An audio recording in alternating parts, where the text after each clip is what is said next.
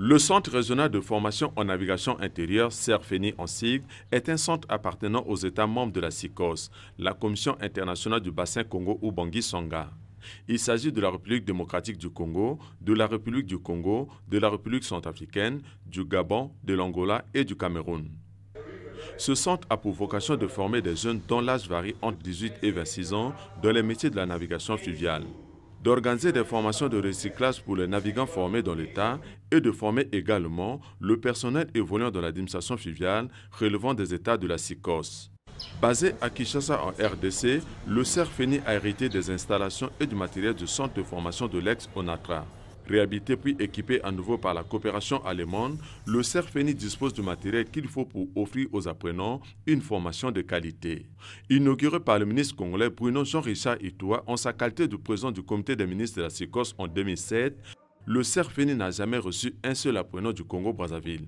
Malheureusement, depuis sa création en 2007 jusqu'à aujourd'hui, nous n'avons pas encore reçu des stagiaires ou bien des étudiants ou bien du personnel de la République du Congo en formation. Parce que normalement au départ, il posait un problème de prise en charge, un problème d'accueil, de logement.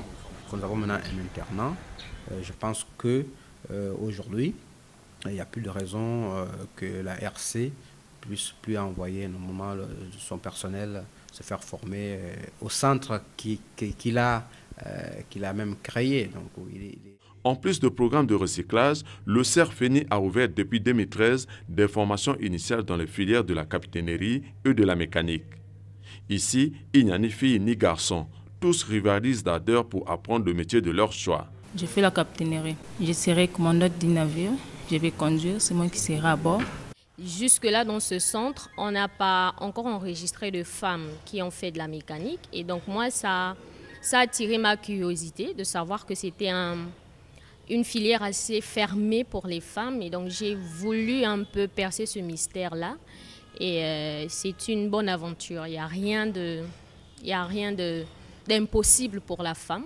Parce que je crois que les résultats ont montré que c'est possible qu'une femme fasse de la mécanique.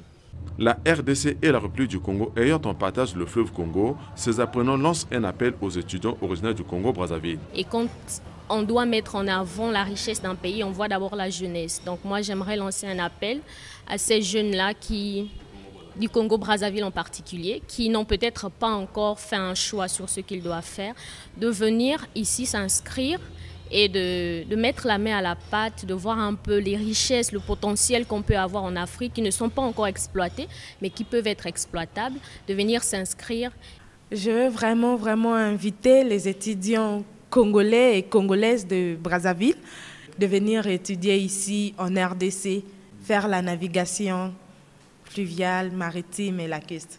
Aussi longtemps que le gouvernement congolais n'enverra pas des apprenants au CERFENI, la nouvelle société congolaise de transport fluvial, Socotraf, risquera de connaître d'énormes difficultés car le personnel navigant et même administratif hérité de l'ex-ATC est presque vieillissant.